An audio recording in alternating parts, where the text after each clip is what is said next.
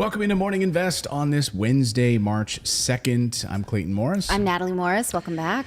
Yeah, it's been a crazy few days, and the war drums are beating louder in Washington. It's amazing to hear the normalization now of this idea from Washington that, hey, maybe we should put in place a no-fly zone over Ukraine. What will that lead to? We're going to hear from the President of the United States on that issue, and, of course, the State of the Union address last night, the very latest out of Ukraine, which is moving quite fluidly at this hour.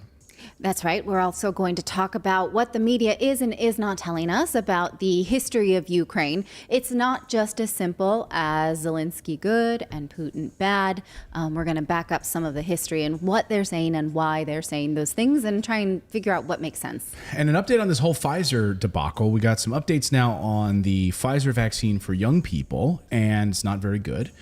We also got some updates from a peer-reviewed study on the effects of the Pfizer vaccine on the body, on the human liver. Also not very good. So we've got a lot of really interesting news as Morning Invest starts right now.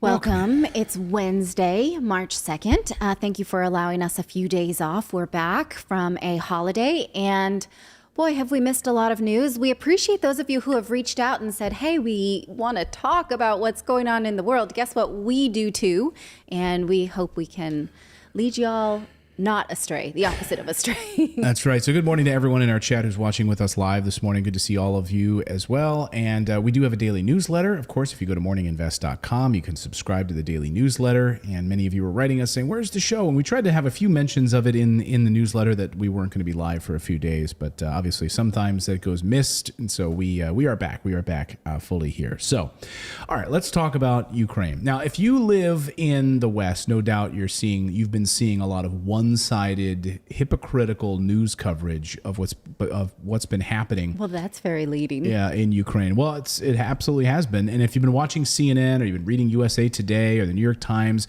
you're given like a slew of Western propaganda that misses a large portion of this story, or at least the paints a narrative that they're trying to convey. For example, if you're being told that all of this started on February 23rd. Right, all of this started on February 23rd, but in fact, it actually started way earlier than that. It started many, many years ago. You're being told that Putin's a bad guy, Zelensky's a hero, and in fact, you might even be seeing like different imagery that's been shared on social media over the past few days of Zelensky as like a war hero, and he's out there standing with his soldiers and all of this stuff. So let's actually just kind of start with that premise. Well, what does seem to be happening is that Russian troops have moved in where they are unwanted.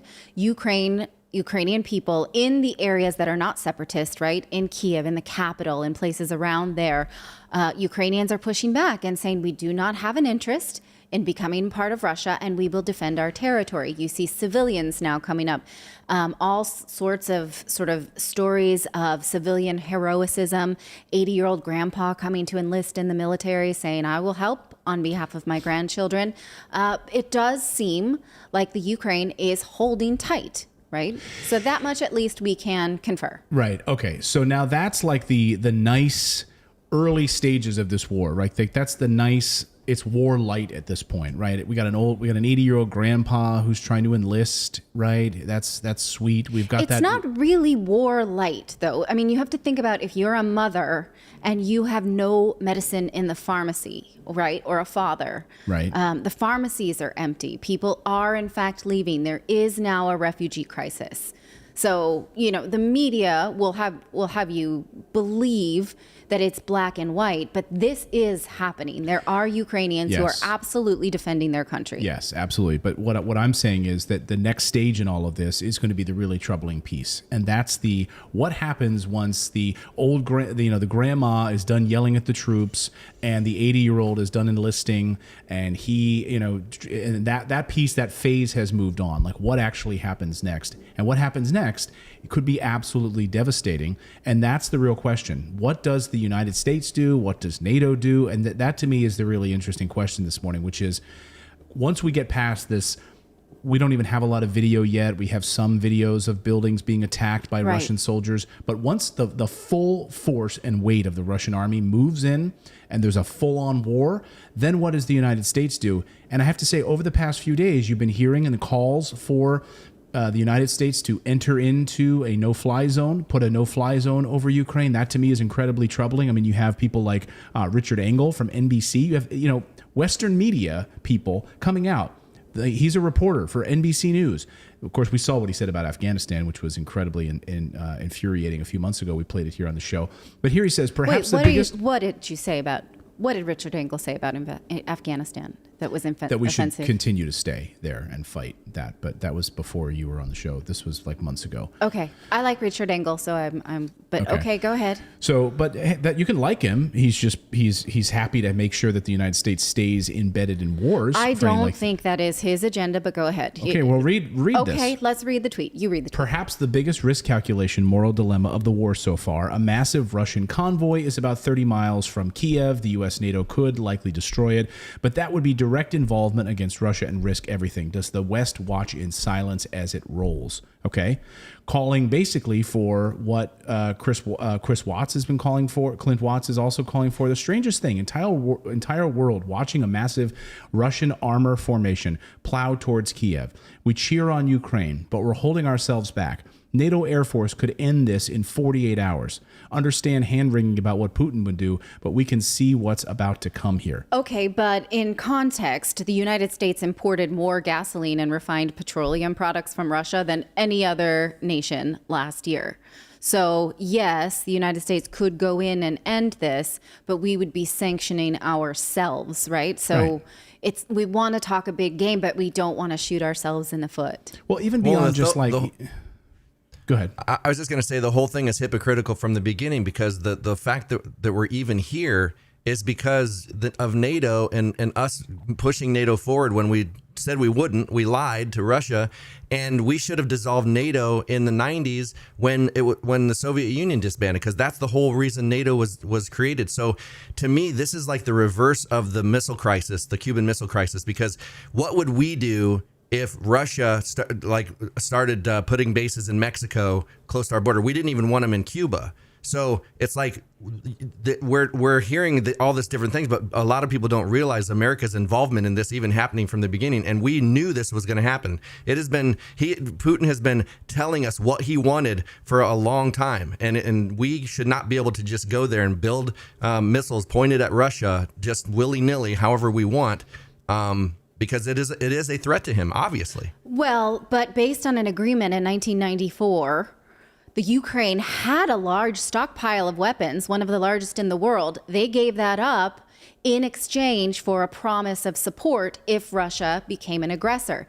That has happened, right? We said, hey, get rid of all those weapons. We find them a bit intimidating. And they did, right? So now they're thinking, well, should we have done that for the promise of support? But that's not our. But again, that's not our business. Like, I think it's so hypocritical. We made it our business when we asked them to give up their weapons, right? So so I don't think that these reporters pointing out the conundrum actually means that these reporters want war. I totally disagree with you. I think they absolutely do want the United States to enforce a no-fly zone over Ukraine, and that might sound nice in theory, right? But what I think they patently don't understand is what that would lead to would be an all-out war. I think they do understand that. Do they? I think that at least those two examples you just pointed out were at least a nice way to put the pickle that the United States is in. If we asked them to give up their arms, and they did, and we said, we will support you if you were to need these, and then we lie to everybody else. We've lied to everybody else. If we do that, we're lying to Putin, right? And so the world is watching, and guess who's especially watching is China, and saying, well, if they can do this, we can do this to Taiwan. But don't worry, Pompeo is headed to Taiwan to make sure that we're prepared. God. So he's there. He's there making sure that we're going to stand by Taiwan. Who sent him? He sent himself because, he wants to run for president. So he wants to make sure that Taiwan knows that, like, hey, if China attacks, we're ready here. We're right here for you. But let's take a step back here. The point that I'm making is that all of a sudden it all started with Representative Adam Kinzinger the other day while we were out. he put out a series of tweets, which he's now removed, where he says, history teaches that taking a stand is inevitable and gets more costly with time. We own the skies. Russia cannot hold a candle to our air power. Do this, calling for a no-fly zone. Putin is too dangerous to hope that he's satisfied with just Ukraine. Now, what happens if we put a no-fly zone in place, of course, is that we have to shoot down planes. We have to shoot down Russian planes if they fly over Ukraine. Violate the no-fly zone. Exactly. And obviously, Putin would love nothing more than to bring us into this. And so what you're asking, and it's amazing to see this, like he was vilified for that, right? People are like, what are you talking about? And he's been like a favorite Republican because he's been so anti-Trump. He's been so pro-Russiagate, the whole Russiagate story. And so he was vilified for that. But then in the few days since then, all of a sudden now it's like becoming normalized. You have these other people coming out. You have Richard Engel from NBC coming out talking about a no-fly zone. Jen Psaki was asked about this yesterday at the White House. They are saying, no, right now, that's not something we're interested. The president is not interested in doing this. We're not interested in going after a no-fly zone because that would mean we would be put in direct contact with Russian jets. But my point is that as this now starts to unfold, it gets worse and worse, and we're seeing these attacks now on Kharkiv, which is the second largest Ukrainian city, and buildings being destroyed. This was a school of sociology that was destroyed in Kharkiv this morning. We're seeing other images this morning of a full Russian force now coming into Kiev and to these other major Ukrainian cities. That now it's going to fall on these media members in the United States, these members of the administration who's going to be all over television talking about this, and they're going to be saying, yeah, maybe it's time. We put on our aircraft, we stop them, we get up in the skies, and we start to attack. And then before you know it, we're in the middle of a freaking World War III. So what are you saying, though? You don't appreciate the conundrum here? No, I appreciate the conundrum. I'm just saying this is where we're being led. I'm just trying to say that this is what's happening right now. We are being led into this war. We are being led into a world war with Russia. But that writing has been on the wall for weeks, right? No, the United States has been saying that it's been Since ready World to War do II, this. That's been yeah, on but the here's wall. the thing. But for this specific conflict, we've been given warning at least since November. But 2 weeks ago, in a Gallup poll, 21% of Americans said that only 21% of Americans said that they would want any involvement with Russia in any kind of a war, any involvement with. Hold on. Let me finish my thought. It does matter. 2 weeks ago, only 21% of Americans said that they were interested in any involvement placing U.S. troops in Ukraine, helping out the Ukrainian people. Now, the new Gallup poll that was out yesterday has upwards of 60% of Americans. So in 2 weeks, all of this propaganda that we see across mainstream media is helping to normalize this idea that we should start sending troops. We should start sending aircraft. We should start shooting Russian planes out of the sky. I think you're making a connection that doesn't necessarily have to be made, though. I hope not. I hope you're right. What is the connection? What which connection is am I not that making? the media has led Americans to believe that we should defend Ukraine. Who else in 2 weeks? I'm talking social media and media. Maybe can we just entertain this for a second? Let me finish the whole sentence, okay? Okay. Do this for 1 second. Okay. Maybe Americans are seeing what's happening in Ukraine and saying, that's not right. We made them a promise. We better hold up to it. Instead of the media told us there's war, so we should go to war. But why is it okay for us to break all other promises except that one? I'm not saying it's okay. So I'm not saying that at all. When do you want us to go to war? Like when is the? I'm not saying that I want that either. I am allowing for differing opinions. Okay. And I'm allowing that's for the what we're fact talking that about the here. media. That is different opinions. I'm not necessarily but no one's been saying, hearing the other side of this. Okay, present the other side of this. My point is that when people are watching mainstream media, they're being spoon-fed one side of this story. Okay, present the other side. I just did. The reason you're watching this show is because you're getting the other side of the freaking story, which is that you are being led into this. You are being told that this is okay. You are being said, by the way, if you really support like this idea, I love all these people. By the way, did you change your Twitter handle so that you've got a Ukrainian flag as your Twitter handle? All these people like AOC last night at the State of the Union address wearing a Ukrainian flag. Like, I love all of this like wokeness where we stand with Ukraine. That's great. Of course, we want to stand with the Ukrainian people. We don't want bloodshed. But where were all of the Western journalists years ago, since 2013, when all of this started, when all of these people were being killed in the Donbass region, when thousands of people being killed on regular shelling by the Ukrainian government against these people. Where was the Western media? It's like it started 2 weeks ago out of nowhere. But I did a Facebook post the other day, and I was like, we're currently bombing 9 other countries from the U.S. Where are all the Yemeni flags on your profiles? Where are all the Iraqi flags? Where are all the Somalian flags? Like, how come nobody stands with those people when we're killing people from our own country, but yet everybody gets up about? I mean, I'm with the Ukrainian people as well, but like, where's the hypocrisy? Here's why no one's wearing a Sudanese flag or a Syrian flag or a Yemeni flag or any of the other places that we bomb on a regular basis. Like, we're standing with those people, because, and this is really interesting. Here is from the BBC on Newsnight just 2 nights ago, General Sir Richard Barons. He is highly revered in the British military, retired now, but highly revered. So they bring him on television, and you've seen a couple of these people all over Western media talking about the need to arm and get ready for no-fly zones and war. So here he is talking exactly about what you just said, why these people sort of like look like us, and now the mood is shifting. Watch this. No audio on that.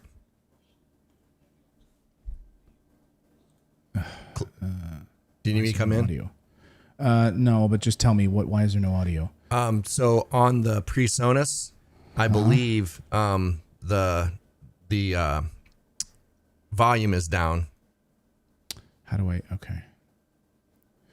So you got to go to not what you hear, but the other one, the stream mix. That's the second tab down on the right, and click that and turn the volume up for that video. Stream mix. Okay, that's in the cog. No, it's down in the bottom right. You have like 4 tabs that show like where your headphone icon is. Okay. The headphone icon. Yeah, okay, and now which one? Stream A. Stream A, and then turn the volume up on the one that start playing the video, and you'll see the audio. No. Right there. Here? Yeah. Turn on the. Okay. Why'd that change? Now can you hear it? No, I'm gonna come in. Do you hear that now? No, we don't hear you. No, we don't hear you at all. Yeah, maybe you need to come in here. Sorry, guys. Okay. Hold on a second. Technical difficulties. Okay, so you did. All right, so this is me coming in here. Now play the video real quick. I can't see it. Hold on. Oh. And destroying large chunks of a city and killing civilians. And when they do this, they'll be 300 miles from the border with NATO and the European Union, a day's drive or half an hour in a military jet. So I think one of the issues for about Thursday, Friday this week is how does public opinion, it's Monday night, by Wednesday, Russian heavy artillery will be around these Ukrainian cities, and they may be firing indiscriminately and destroying large chunks of a city and killing civilians. And when they do this, they'll be 300 miles from the border with NATO and the European Union, a day's drive or half an hour in a military jet. So I think one of the issues for about Thursday, Friday this week is how does public opinion in the UK and other countries react to seeing people who look and live like us being slaughtered. And at that stage, I think there'll be a different conversation led by public opinion about the application of NATO military power, perhaps through the sky and definitely against heavy weapons. Okay, so the racist argument, right, is that we don't care about brown people, but we definitely care when it's sort of a metropolitan European country where they look like us. I've seen other journalists say this and get excoriated for it online. Is there merit there? Sure. But is that the reason that people are all of a sudden more supportive of Ukrainian government than before? I just don't know. I don't know. I don't think most people are that informed about the Budapest Treaty or about the history of Ukrainian politics or, Ukraine was one of the reasons that President Trump was impeached in the House. Like, we don't think of Ukrainian politics in a vacuum. I'm just saying that one thing we at least can agree on is that Putin is not a stand-up guy and not doing what he said. And also he's an autocrat. He's a dictator. He has no one who can ever oppose him, and he's changed the law so that he can stay in power. And I think we all agree that his dream is to reunite the USSR and have absolute power. And I do think that that is something we're thinking about, not just like, oh, we should mind our own business, because we didn't do that in the first place. If we asked, if in the last 20 years we've told them we got your back, and now we don't, right? Yeah. The problem I see. Oops, I am hearing myself double now. Dang it. I don't hear you double. I don't either. Yeah, I do, and I know why. I gotta. Okay. You tell me, Clayton, what's the problem? Well, I lost my train of thought here. Check. Okay, sorry. Can you guys still hear me? Yeah. Yeah. Okay.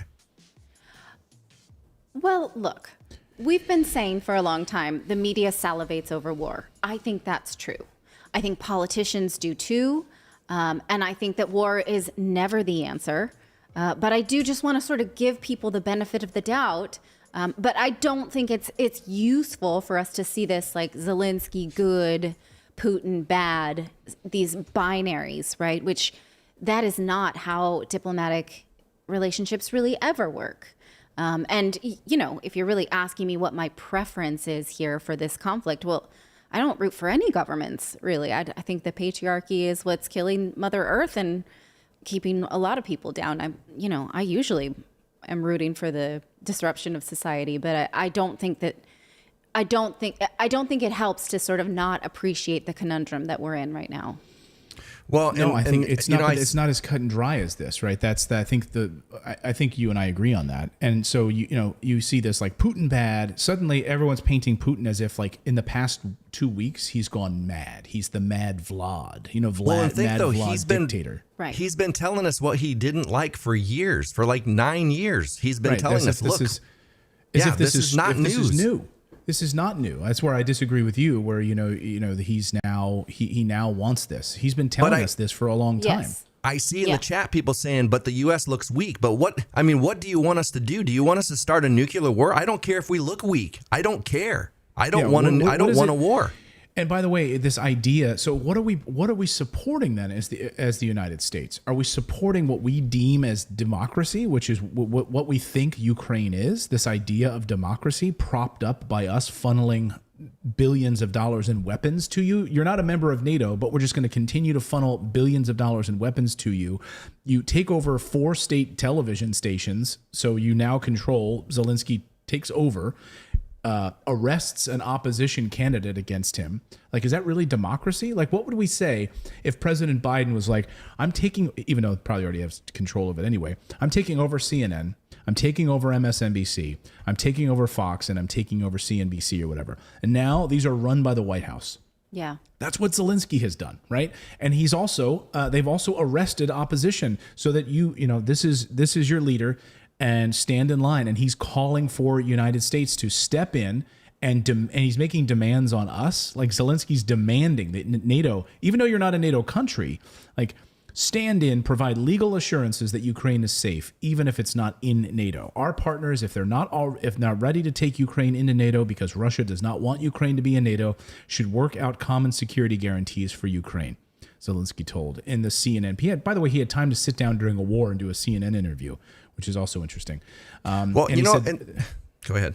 He said those security guarantees are needed to ensure that our territorial integrity, that our borders are protected, we have special relations with our neighbors, that we are completely safe. We want an air. He wants us to provide him with a no-fly zone. Yes. I mean, they're calling on us to do this right now, and we should be able to sit back and think critically about what that would look like for the United States to go and support a country that's not in NATO and bombing Russian aircraft out of the sky. It's not going to be a simple walk in the park. No, I don't think so either. Go ahead. Well, I just want to call back to the hypocrisy because, like the United States, it's like do as we say, not as we do, because we have bases all over the world. We have a bunch of things pointed right at Russia. But like when I heard that Putin put his nukes on high alert, I was like, I completely understand that. The United States is over here talking about going to war, and we are the only country in the world that has actually dropped nuclear bombs. So aren't we the only country that all of these other countries should be getting together and saying, you know, we need to take the nukes away from the U.S. because they're the ones that have dropped them. So I can understand why he would be worried that we would do that because we've done it. Well, I just don't see it. You know, it did seem before we left on our break that it just was like a Cold War that would sort of stay that way for a while. I did not see this conflict getting so hot so fast, and that is humbling. And, you know, this morning, Amanda is our writer who writes a couple days a week. She wrote, well, when, you know, Putin, you know, backs down, he's going to look bad. And how's that going to look? And I don't feel at all like that is a foregone conclusion, that he is anywhere near backing down and say, okay, never mind, because all of these sanctions are now hurting my people so much. And, you know, who's going to suffer because of these male egos is families, exactly. people, so children. I'm glad you got us there because that's what I want to talk about now. And like Glenn Greenwald says, like, look, banning books, films, athletes, musicians, students, and everything else simply because they're Russian achieves absolutely nothing positive for anyone, just a little social media clout, but creates a toxic climate designed to foster the darkest and ugliest instincts in humans. And now, of course, we have these sanctions that are being placed on Russian oligarchs, and it's going to really get those guys that have the, you know, their yachts, and that's going to hurt those individuals. And sure, right, the you know, Roman Abramovich, who is one of the Russian oligarchs, who's now he's worried about it, right? So now he's going to sell many of his homes because he's worried about these sanctions. Okay, right, a few of these guys, but who it really hurts, of course, is the Russian people. It hurts. I saw a video yesterday of those folks in the Moscow subway line, and now because Apple and Google Pay have turned themselves off, these people can't get on the subway. The average Russian citizens can't. Oh, we sure showed you. Yeah, so now they're having a fumble for cash. They're trying to find if they have cash at all, if they can get any, because the banks are. So these are just average Russian citizens who don't want to have any involvement in this at all, or just trying to get home to their families. And now Google Pay and Apple Pay doesn't work because those companies decided to shut them down. And now YouTube is now this morning, breaking news on this. YouTube is now banning RT. All Russian media. So now, according to YouTube bans any Russian media, according to this latest dispatch just a few minutes ago. YouTube bans. God, these websites are so filled with ads. I can't handle it. God, I can't even. Well, also, oil is a big deal, right? And so now in the State of the Union last night, President Biden saying that he's working with 30 different countries to release 60 million barrels of oil. I mean, that's not that much. We can go through that in a very short period of time. And we must remind ourselves that we still buy a lot of unrefined oil and fossil fuels from Russia. Yeah. So unless we're willing to really put our money where our mouth is, then it's all just talk. It's symbolic, right? So if you're really saying we're going to punish Russia, well, then that affects all of us. That affects Americans who cannot buy gas that they're used to using to run our lives. Should we be less dependent on fossil fuel? Sure, absolutely. But we're not. We haven't really tried. This is what happens, right? It's like one of those things where it's like, oh, I really should get to the dentist, right? Mm-hmm. We didn't. So now it hurts everybody. Brenda in our chat says Ukraine gave up its nuclear weapons in 1994. The United States and Russia promised protection. Yeah, exactly. But so what then? What does protection look like? Protection. By the way, since we have no elected leader who has repealed that, right? So.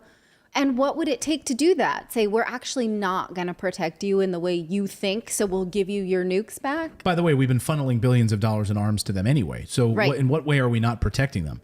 Right? The reason they have weapons in the first place is because the United States has provided them weapons. That was the basis of the impeachment trial. It's just so funny that this is not mentioned, right? Because Donald Trump said, hey, I'm going to hold up this little aid that we got going on a regular basis unless you give me this thing, right?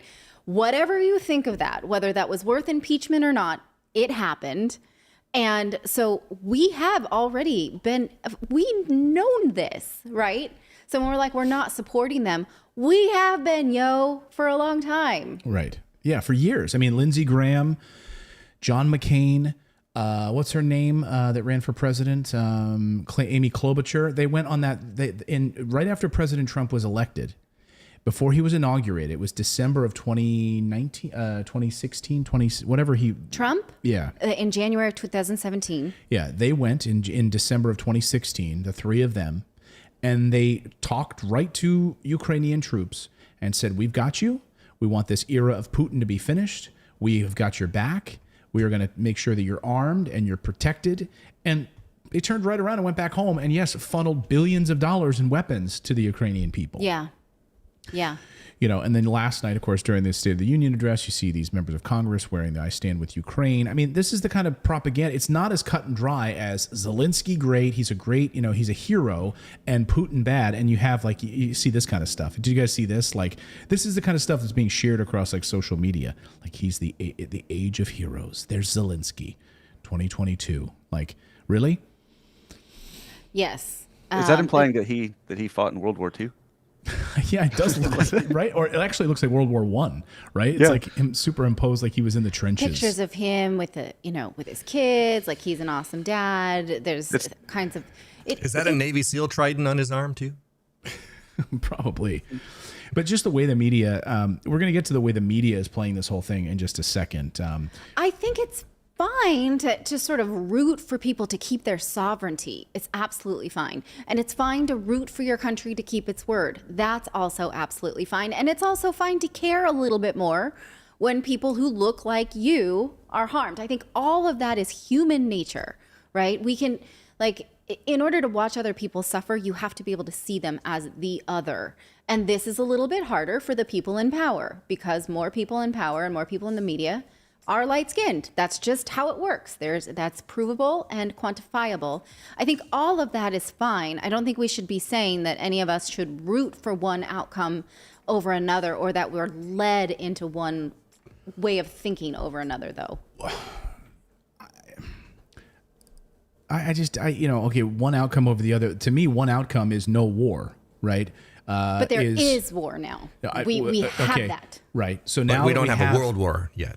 Right, and what exactly is happening right now? That's again all of the misinformation about what is actually the end game here for Putin. What is the goal here for Ukraine? I agree. What is the goal for NATO? And what is the goal for the United States? All of those things should be on the table and questioned. And the problem is that the mainstream media, which we'll get to in just a moment here in our Media Lies segment, and you can just look at all of the examples of the media just lying and putting forth fake information about this whole thing, is that they're spoon-feeding people because people are not doing their critical thinking and not spending the time to research and understand the history of this conflict. And it's not as cut and dry as Zelensky good, in this picture, him standing in a trench, Putin bad, warmonger.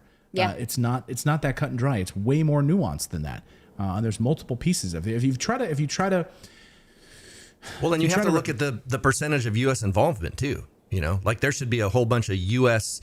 Black shadow military and everything standing next to the Zelensky there. Yeah. And the billions of dollars of U.S. taxpayers that have funneled this money there. Okay. Right. All right. Let's move on. And real quick, just another thing. The Ukraine government is the 9th most corrupt government in the world. According to who? According to an article from Greenwald. Okay. And how do you define corruption, though?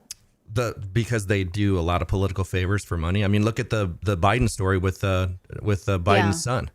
He was able to get favor and get someone fired over there, and give them billions of dollars in return. Right. So, all right, we've got more news to get to here. We're going to get on to talking about the media here in just a second. We're going to talk about vaccines and Pfizer and a bunch of other stuff. But first, I'm going to tell you about our friends over at Liquid IV. They are back for the summer. Two of our favorite, Pina Colada and Golden Cherry, is back. Liquid IV is the perfect way to hydrate yourself and make sure that you are getting your cellular transport technology right in one little simple cold cup of water. The breakthrough science of cellular transport technology utilized in all of their products is based on optimal ratio of ingredients, and it helps you get hydrated very, very quickly without having any sugar or any chemicals. It's all natural. And it basically enhances the rapid absorption of water. So maybe if you're sick, maybe you're not getting enough sleep, maybe if you worked out and you want to be able to hydrate very quickly, instead of taking like some of those sugary drinks and all that, no, try Liquid IV. Liquid IV makes it very, very simple. With one stick, it's easy. Just drop it in a cold cup of water and you're good to go. Very, very simple to do. And you know, it makes you feel great, you know, once you try one of these things. Like when our little girl was sick recently, we gave her some Liquid IV when she had pneumonia, right? We did. And which one did she do? I think it was the pina colada. We had that, one of the tropical that's what you ones. said. Yeah. It has 5 essential vitamins, B3, B5, B6, B12, vitamin C. They have donated right now over 19 million servings globally to change the world for those areas that don't have proper hydration, proper water supplies. You can grab Liquid IV in bulk nationwide at Costco, or you can get 25% off when you go to liquidiv.com and use code INVEST at checkout. That's 25% off anything you order when you use promo code INVEST at liquidiv.com. Experience better hydration today. Liquidiv.com, promo code INVEST. So our thanks to them for supporting the show. All right, let's talk about your media. Mainstream media has been spewing all sorts of different narratives as they try to fill 24 hours of news coverage over the past few weeks. And as we said before, you know, for instance, like networks thrive off of war. CNN was founded off of war, going back to the first Gulf War, right? And so CNN's ratings have been absolutely in the toilet. I use them as an example because it's been the starkest example, I think. Ratings absolutely in the toilet. Viewership drying up like crazy. Advertisers, all kinds of shakeup in management. Now they've named a new CEO to replace Jeff Zucker. And so ratings in the toilet, MSNBC's ratings in the toilet, and all of them looking for an opportunity to thrive again, advertising revenue. And one way to do that is wall-to-wall war coverage. Yes. And to keep this going. And that's exactly what the mainstream media has been doing. In fact, so much so that they've been foisting all sorts of fake stories, fake narratives. It's almost like what NBC does to kind of prepare for the Olympics. They always try to find those like heartwarming stories, like grew up in hard times and became a bobsledder after his mother was, killed had a by Vladimir brother Putin. who, became paralyzed because he was electrocuted. And he was going to bobsled because he saw his brother couldn't bobsled. You know, that's what the media does, right? They try to drum up these stories and they want this thing to go on now. And the mainstream media has been foisting a whole bunch of fake stories on us over the past few weeks. And just look how the New York Times, by the way, framed this refugee piece. This is amazing, right? Here's the New York Times that frames it as this. At least 500,000 refugees flee Ukraine. Look at this graphic that they choose to show here, right? Mm-hmm. Almost 500,000 Ukrainians fleeing. Those are just the refugees. They're going to the left. They're going into the Western countries, right? So then those are the good people in orange, right? Yes. But if you are a Russian and you don't want to be a part of Zelensky's government, which is arguably not democratic, and you want to go back to Russia where you feel safer, and you are tired of being shelled by the Ukrainian government like they've been doing in the Donbass region, you want to get to Russia, you're a migrant. Okay. So you're a migrant if you go to Russia that way. And you're pointing out this tiny little gray arrow. Yeah. Look at the right side of your screen. You are a migrant if you go to Russia. So right? They make it blend in with the color of the map. Right.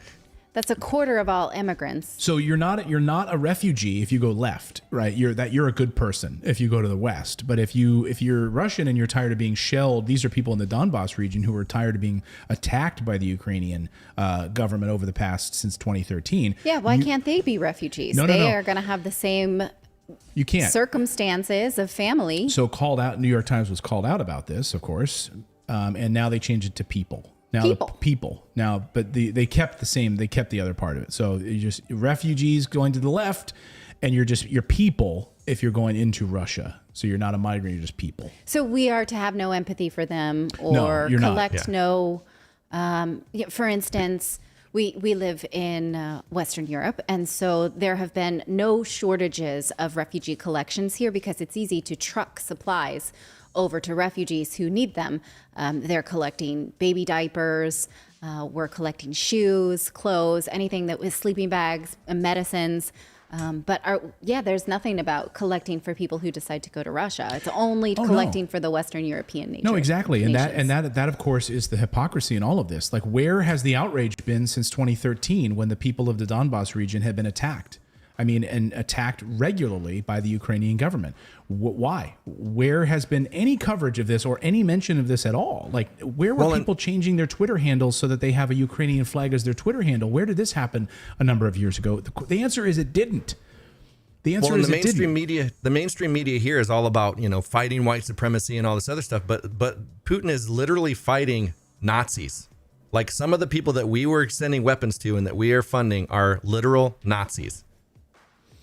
Well, that's what he said. Yeah, I mean, we're going into Ukraine to stop the Nazis. That's what he says. MSNBC had a story, and they were highlighting how these soldiers were training citizens, and they didn't even realize on the sides of the patches of the arms of the guys on the story, they had the SS symbol right on their patch.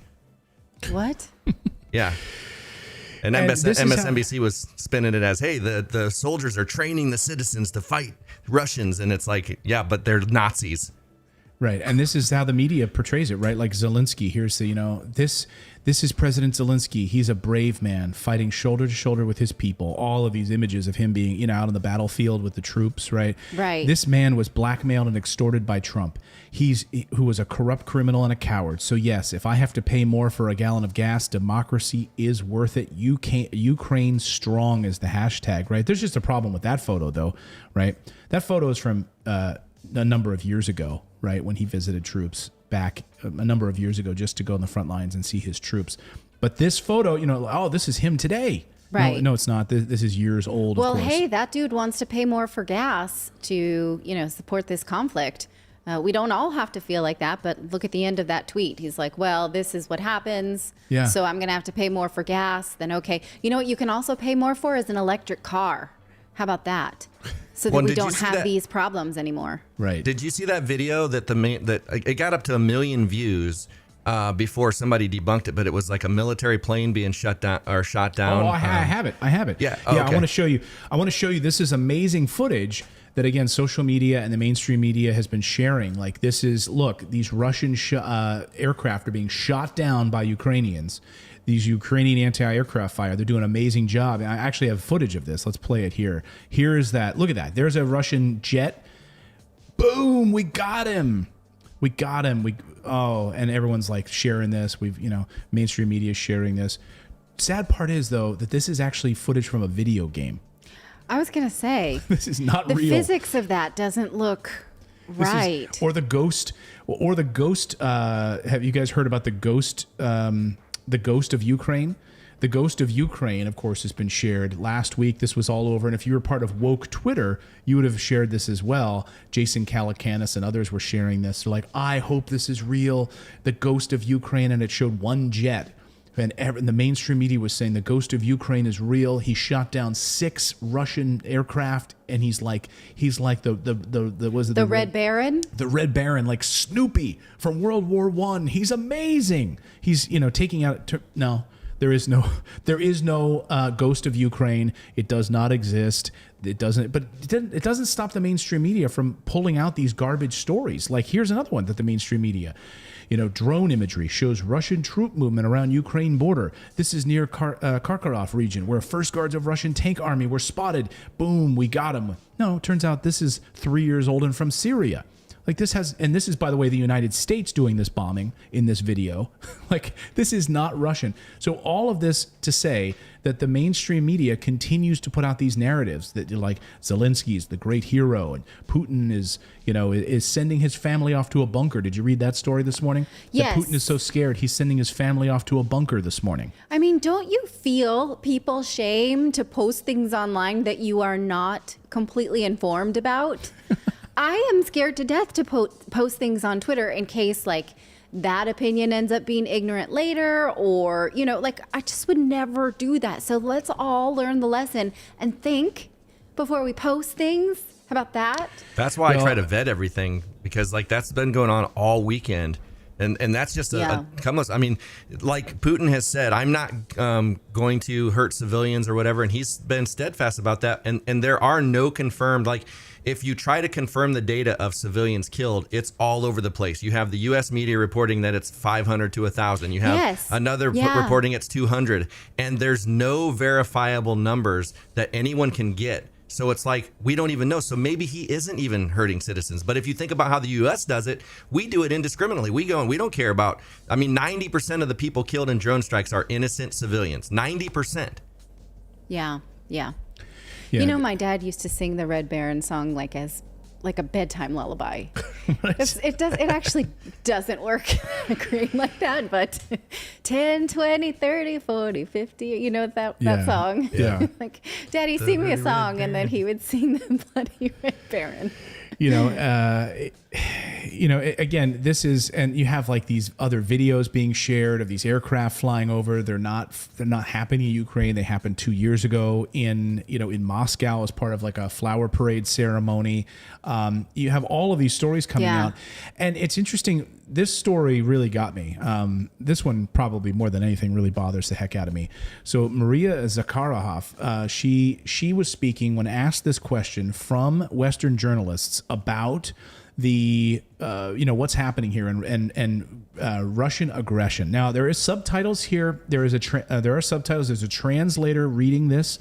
I want you to watch this because I think it's really, really important. So listen to how she answers this question from the mainstream media about Russian aggression. Sorry, here we go. He's launched an unprovoked attack on his southern neighbor that is killing a lot of Ukrainian cousins of Russia and Russian soldiers. What's your reaction to that description of his action? And could you please say how many years must have this bloodshed gone on in eastern Ukraine? 5, 10 years? Why did you start counting victims only today or say yesterday? Who gave you the right to ignore victims, especially we were talking about thousands of them over all these years? Isn't your conscience tormenting you when you Western journalists speculating on Minsk agreements and Russia never mentioned that in the Eastern Ukraine, in Donetsk and Luhansk Republic, there are peaceful citizens losing lives every day. You never counted them, just like President Zelensky never considered them people. Who gave you the right to speak of the victims starting only today? If that's the way you create your reports, if that's your approach to it, you are not journalists and you're not people. All in all, according to OSCE, 13,000 people died, and OSCE had no opportunity to account for every victim. It's only their primary analysis. Where were you? Why didn't you ask these questions in Kiev? Why didn't you broadcast people in Donbass? Why did you give them no opportunity to attend international organizations meetings or join in online? You have no conscience at all. You shouldn't start counting with February 2022. This history is many years old. At least you should start with 2013. Did you count the people that died on Maidan in 2013, 2014? How many people died? How many people were killed by snipers? Have you ever reported on that? It's not for you to say that there's an operation conducted. It's not a beginning of a war. It's an operation to end a war which has been going on for many years. What you do is propaganda. Oh. Wow. Dang. I want her. She needs to be the U.S. press secretary. No, she'll never be. Like, and by the way, this will be blocked on social media. Like, they'll keep this off of YouTube. It's very difficult to find this clip, by the way, like to pull this up and get access to this. Like, very, very difficult. Like, it's, and this is the kind of stuff that the Western media didn't touch this story, didn't really report on this story, had no inclination to share information about this story. And what I hesitate to show you this, but hey, we got to be uncomfortable here. We have to show you this. So I dug through and found some of the footage of what she's talking about. Since 2013, right? The shelling by the Ukrainian government against these individuals, by these people, children being killed, right? Very, very hard to watch. But you're not going to see this on CNN. You're not going to see this anywhere else because they want war, right? They want war with Russia, and they don't want to tell the story about are we supporting this? Are we supporting this guy? Like, is this what we're supporting? Or do you want the actual truth? Like, do you want the truth about what's actually happening in Ukraine? And it's not as cut and dry as that. So the footage I'm about to show you, I'm warning you, it's definitely not for the faint of heart. If you've got any sensitive people in the room, I would definitely make sure that you don't allow them to watch this. It's difficult, but this is what's been happening since 2013 in the Donbas region of Ukraine. What she was just talking about, where were the Western journalists covering the story? They weren't. They were totally silent on this issue. Take a look.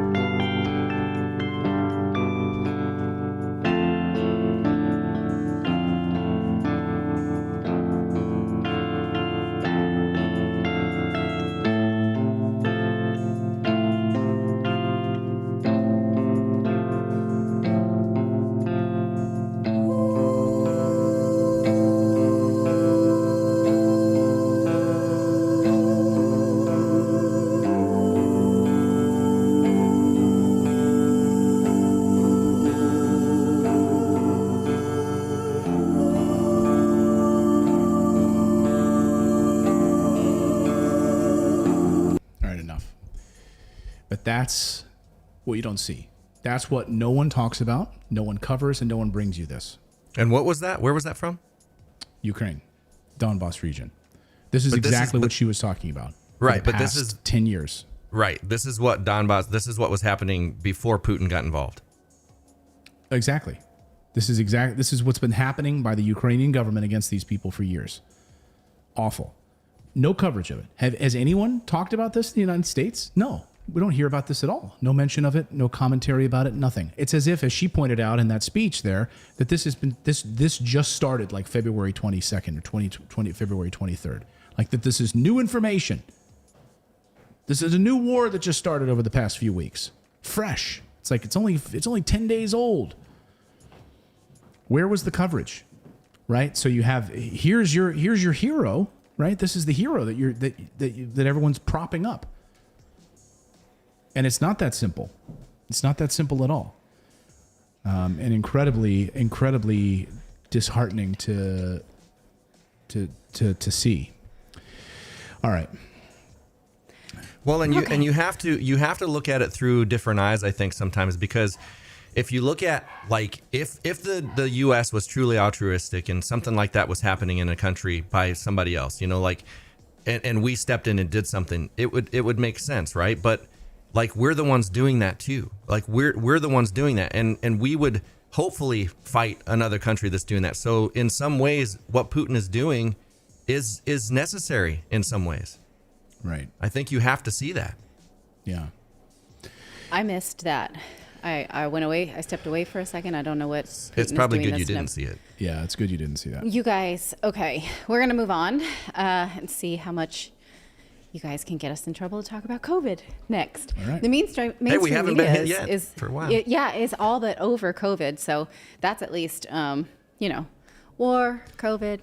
I don't saw know. this thing that said Ukraine, and then it showed COVID sneaking out the back door. Yeah, it feels like that, doesn't it? All right. Well, first we want to tell you about our show sponsor over at Babbel. Hey, if you would like to translate your own foreign videos of the news media and whatever else, you can pick up a new language by heading on over to Babbel. Whether you want to spend less time learning something new, learning a new language, or you'd like to learn at your own pace, Babbel is the place for you. You can start on any language, from any language, and start to learn at your own pace slowly. Babbel is active and it's fun, it's fast and easy. It teaches bite-sized language lessons for real word use. So you don't have to say necessarily start with grammar or the alphabet. You can start with fun little things that you can say now, small little interactions. They break it down into 15-minute lessons that make it the perfect way to learn a new language on the go. Other language learning apps use AI for their lesson plans, but Babbel lessons were created by over 100 language experts. Their teaching method has been scientifically proven to be effective. You have 14 different languages that you can choose from, including Spanish, French, Italian, and German. Plus, Babbel's speech recognition technology can help improve your pronunciation and your accent so you won't always be given away as a beginner. There are so many ways to learn with Babbel, and you get to choose what fits your schedule and learning style the best. Right now, when you purchase a 3-month Babbel subscription, you'll get an additional 3 months for free. So that's 6 months total for half the price by only paying for 3 months. Go to Babbel.com and use our promo code INVEST. That's Babbel.com, code INVEST.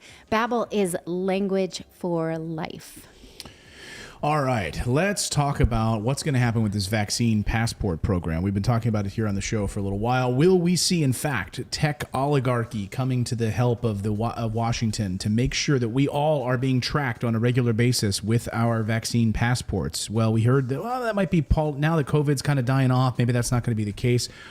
Just wait a second, because now tech giants and the United States government are cooperating on what's being called the smart healthcare card. And basically, it's already spreading. How many of you already have one of these in the United States? And the WHO is moving forward on a global version of this very same program to make sure that you are flagged and categorized no matter where you go with your smart healthcare card. Well, aren't there certain positive use cases for something like this? For instance, when you travel to certain African nations, you have to have certain vaccines. And previously you had to carry paper documentation of that. So couldn't you use this for not just COVID vaccine, but any vaccine? I mean, for what? For tracking purposes of the government? For tracking, for instance, there are certain, they escape me right now, but I know that, in certain countries, you have to have certain vaccinations to go there or to come back from there or what have you, right? So could this be used for travel purposes other than COVID? Because it does seem that certain countries are relaxing their vaccination requirements for entry, vaccination requirements for departure, and vaccination requirements for other sort of moving around normal life. But what if there are other, is this like preparation for a future pandemic, or are there other current use cases?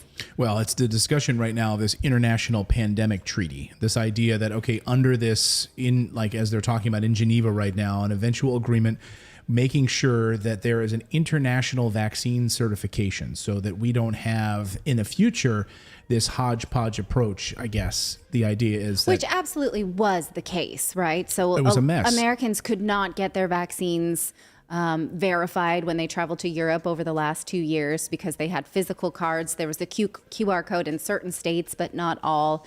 At the very least, no matter what you think of the vaccine, the European Union had a QR code that was scannable and usable in all 27 nation states. So, I mean, there were places that implemented better than others. The U.S., unlike many European countries, has not issued their own official vaccine passport. France did it. I think Italy had the green passport or the green certification. Yes. And so, you're going to have the smart card, which is going to basically allow you to sidestep that whole issue because they're technically only implemented by each state individually. Yes. By these agreements with the VCI, which is technically a private entity. So this group that is coming, it's Microsoft, Apple, Google, was it Amazon involved in this as well?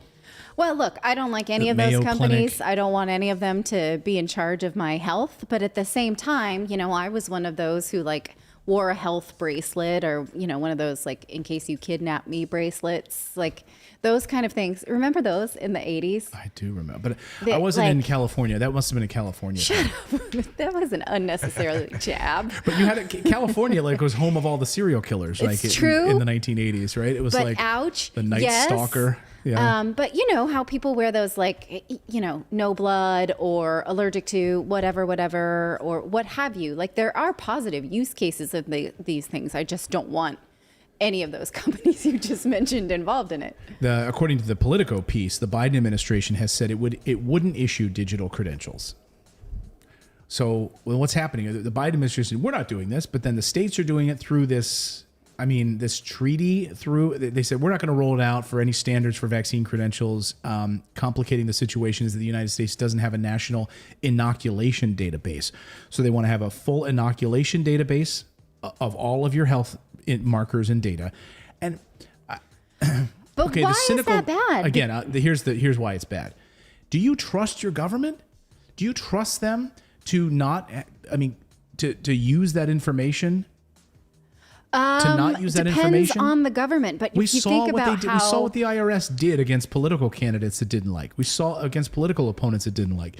We know that the IRS, we know that government agencies will absolutely. You trust the United States government to have a database of your personal data and your personal health records like that. Okay, but let me play devil's advocate. Do you trust the average person to keep accurate records of their own medical files? Because that is what has to happen. But isn't that incumbent upon them? Well, okay. But why do I need the government? Let me this just is give you an example. like a libertarian argument here, though, right? I mean, do I need the government? Do I need the government making sure that I've got the proper shots? We've already seen what happens when you give them all this information. It is definitely used against us. I mean, and they keep trying to get more control with the Patriot Act and all this other stuff, taking away due process. Now they're calling, people who protest domestic terrorists. I mean, look at what happened in Canada. That's not far from happening here. So it's like right. you give them an inch and they will always take a mile. Let me read this. Right, let me read this part. Can I just finish a thought? Yes, please? Finish a thought. Because you're just shooting down okay. Sandy McLeod in the chat says that corporations can use this to discriminate. Absolutely, that is a possibility, and it's scary. But at the same time, if you think about how the National Health Service works in the UK, or we're here in Portugal, how the National Health Center works here is that when you get a vaccine, it goes into your what they call número de utente, which is your healthcare number, right? And then anywhere you go, you can give them your healthcare number and any doctor can pull up your records. So they don't need to. So here's an example of how this doesn't work in the US. When we moved from New Jersey to Pennsylvania, I had to go to our private practice pediatrician and say, can you please send the records to our new pediatrician in Pennsylvania, right? The New Jersey doctor to the Pennsylvania doctor, because these are two private practices that have no way to communicate. So I had to authorize and pay $100 per document. It was really expensive and arduous for them to fax it. They didn't even give it to me. So I had kept all of my own records, but they wanted to see the doctor's records. So there's no way that private practices really work in an integrated measure at all in the United States right now. So let me ask you this, Clayton. If it's incumbent on the person to keep their vaccine records, where are yours? Because we've been married for 12 years and I've never seen them. I don't know where mine are. Okay, so if you had a national registry, like the National Health Center I keep saying that, like the National Health Service in the UK, you would need to know where that is, right? I've also asked your mother and she's like, yeah, they're in a box somewhere, because once you became an adult, it wasn't her problem anymore, it was your problem. Yeah. Can it just get stamped on your passport like your other stuff?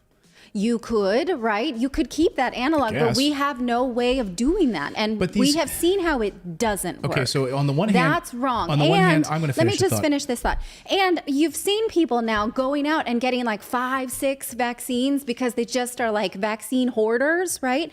That should not be allowed if there is a national service. You should be able to say, type in your healthcare number. No, you've had 2. You're done. Okay, no, you've had 3. You're done. All right. I hear you. I hear you on the what good could come of this argument. I get that piece of this. That makes sense to me, right?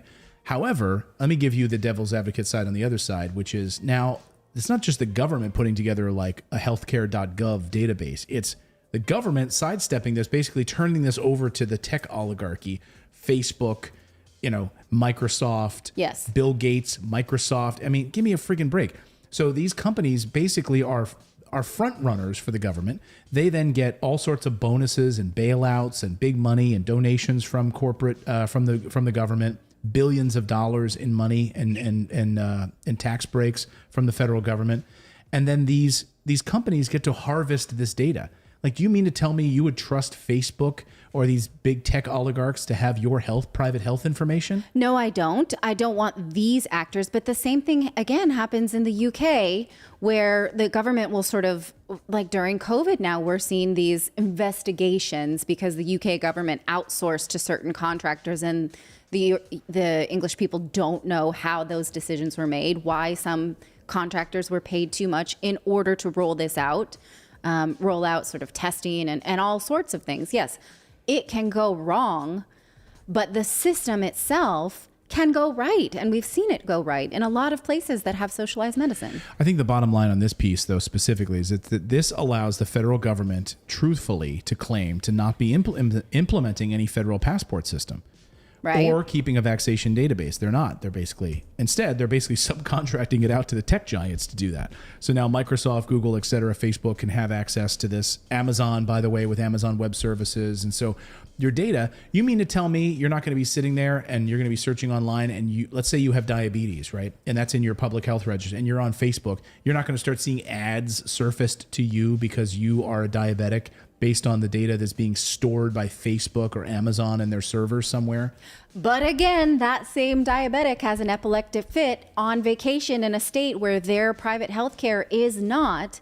And if they had that on a database that a different doctor could look up, that could save their life.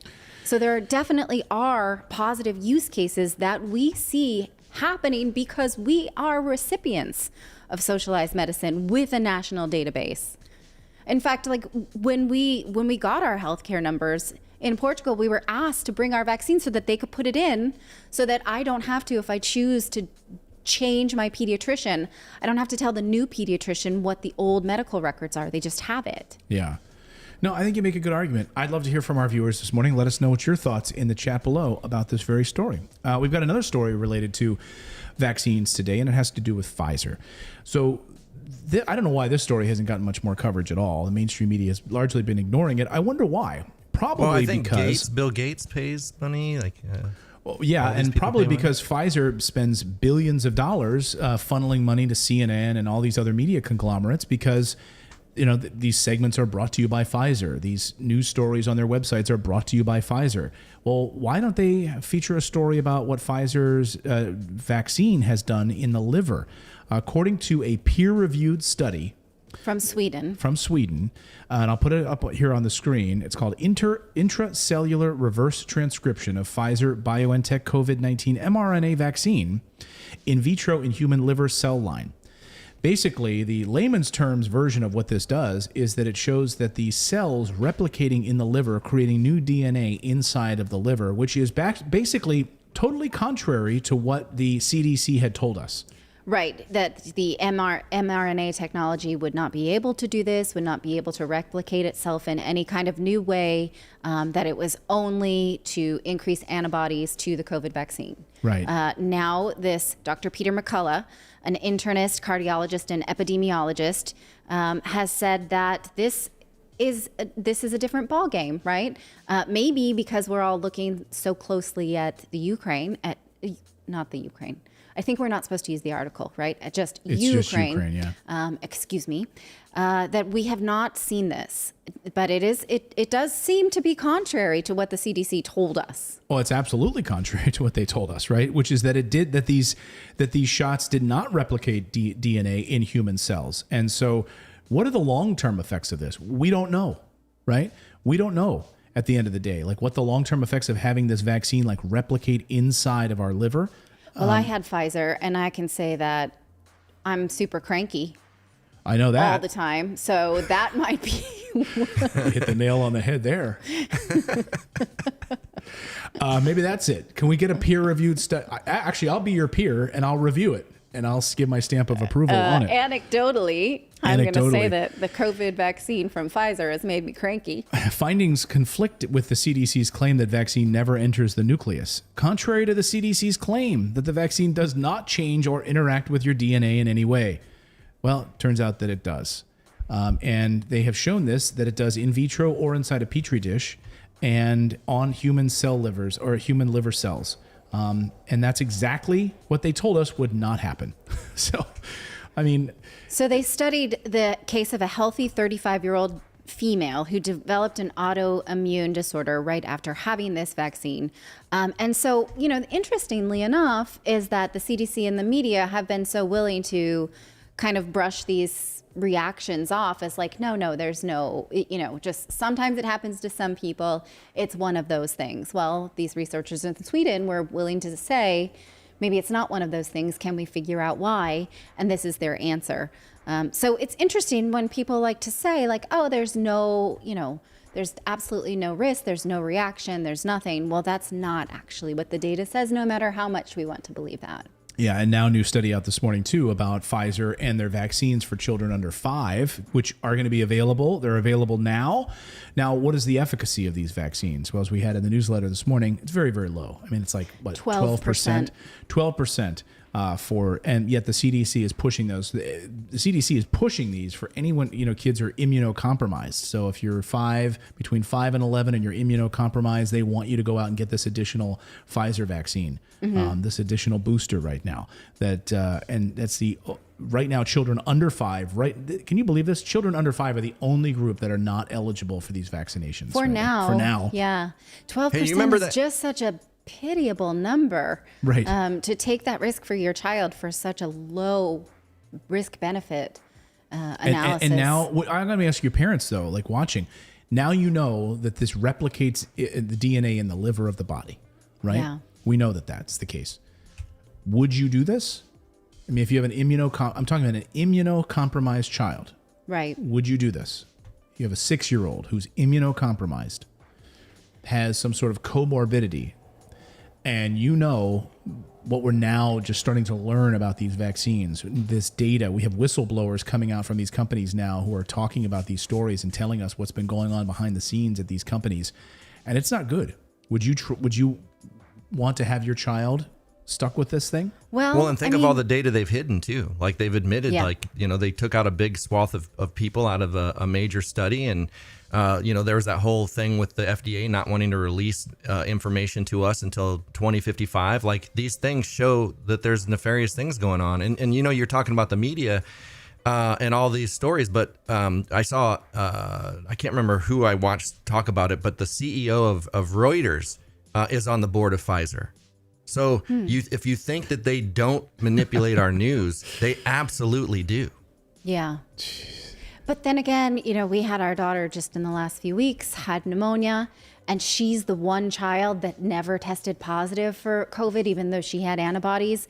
And I got nervous about it. I don't want to give her this vaccine, but at the same time, now with the recent diagnosis of pneumonia, she is, I guess you would call her immunocompromised, and I feel very scared about it. So I'm going to at least validate that like these thoughts are there, and everyone's playing this sort of gamble of immunity at this point. Yeah. Let us know your thoughts on this in the chat below. What would you do? We're going to go to What's Trending now, though. First, I want to tell you about our friends over at Moomoo before we get to our What's Trending segment. Moomoo has done an amazing thing, which is making trading easy, making it available for every person who wants to just get started, start making some money. It doesn't have to be just the rich Wall Street folks that make money. You can actually start trading anytime, anywhere by going to morninginvest.com/mumu to get up to 2 free stocks and up to $7,000 in free stocks just for signing up. So you could invest in companies you believe in, that you care about, things, companies that speak to you personally, putting a little bit of money of your portfolio, put a little bit of money in savings that you know will grow in companies that you care about. What's amazing about Mumu too is that they give you free level 2 quotes and 0 commission trades. So they're not going to charge you anything when you make a trade. Zero commissions. You get a really nice, clean, interactive trading experience, fast execution, high volume trading. You don't have to worry about like downtimes and problems. They're very, very fast with their servers. They have full extended hours trading. So if you want to do stuff after hours, you can do that as well. And they have free level 2 market data, which gets to show you what's happening on the tape, on the level 2 tape. If you don't know what that means, don't worry. Within Mumu, you can actually learn too. They've got a great learning platform so you can learn, take courses. Look, you just click on the courses section. They've got a lessons and library, everything you need to know about it right there on the website.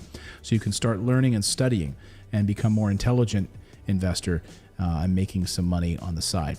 And get those $7,000 in free stock up to by going to morninginvest.com/mumu. That's MOOMOO today. All right. Lennon Lopez in the chat says, terminal illness, loan denied, credit card denied. I hope that's not his experience. He's just pointing out one of the things that could happen with a national database. Yes, that is scary. To think about how your health record could prevent you from actually just living your life. Think about, like, you've got Goldman Sachs board, people who are literally in the White House, right? I mean, big banks, big bankers, such a cozy relationship with Washington. You mean to tell me that this data wouldn't be shared or hacked or broken into? You trust these people with this information? I don't. But okay. That's me.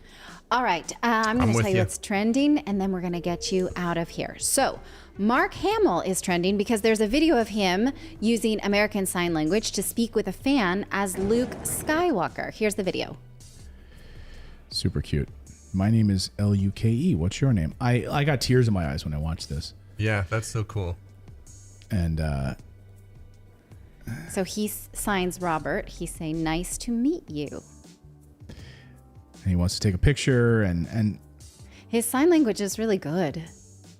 It's so impressive. Yeah. Well, and just the fact that he, and I don't know if he has anybody deaf in his family or if he just did that so that he could speak to fans. You know what I mean? Like, he's that kind of guy.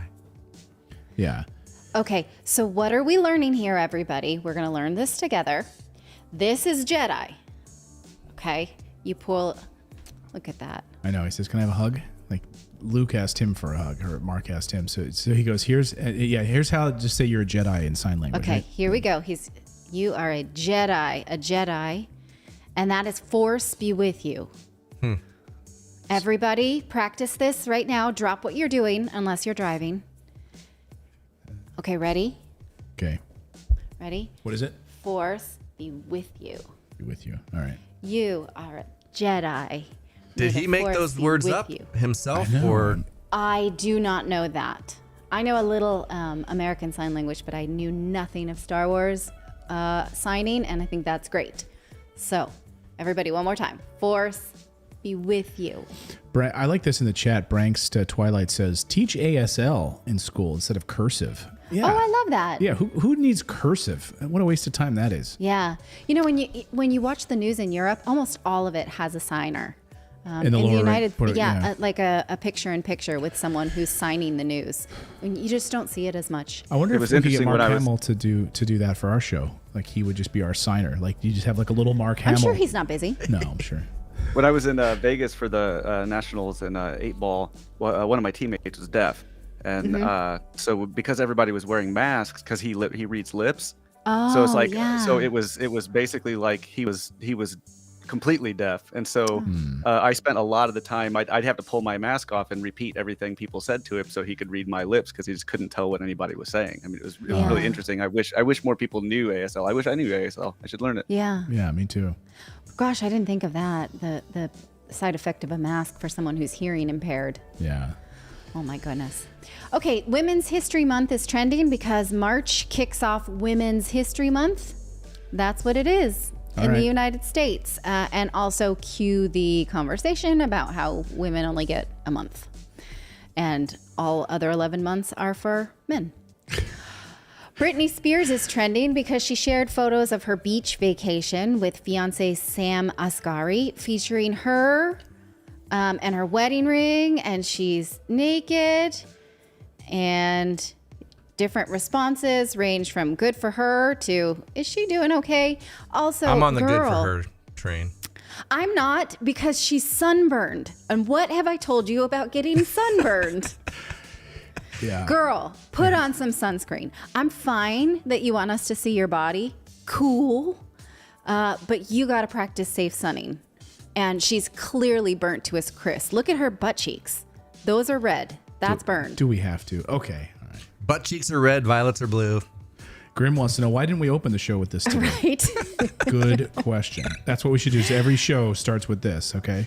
And I've already done for you the left-right thing that she does a lot. See, she's And burnt on her chest there. she's burned all over the place. She's going to be so dehydrated. Yes, to the nakedness. Fine. But remember, your skin is the biggest organ in your body. You must be in touch with whether or not it's on fire. You know it's what you burning. need? It's liquid IV.